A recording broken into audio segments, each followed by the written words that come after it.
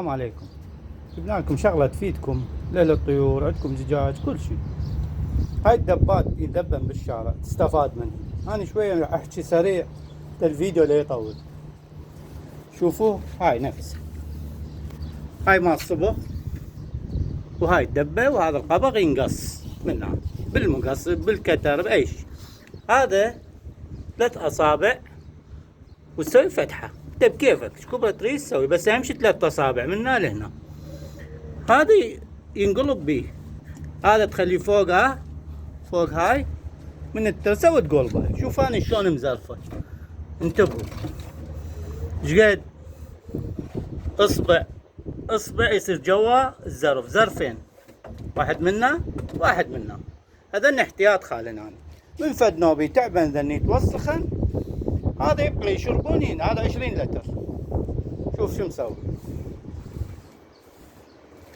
عشان يبقى نظيف. هاي كل مدة 3 أشهر هاي ذبها يذبوهن ذني، تجيب بدلها. شوف شلون ينترس. هاي مسويها كبيرة عندي فرخات حتى يشربن. هذا القبق بس تقصه، وهذا والدبة شلون شوفت لكم تنزرف. شوفوا هاي الطريقة. هاي الدبة الأصغر منهم ال10، هاي 10 لترات، وهاي الصغيرة سطلة.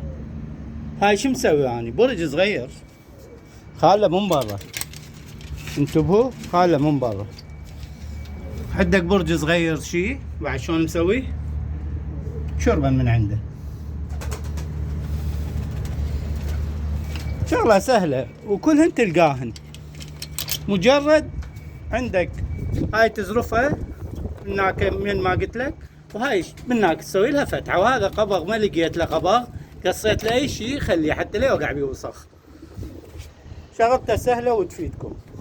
طور تاخذ ب5000 ما يطول، شهرين يتكسر. وهاي السطلة تبقى طول العمر ما عليها شيء، بس هاي كل مدة تتبدل. انا عندي ذني القاهن اجيبها ذني زرف منها خالي احتياط، وانا بالخدمة دلل.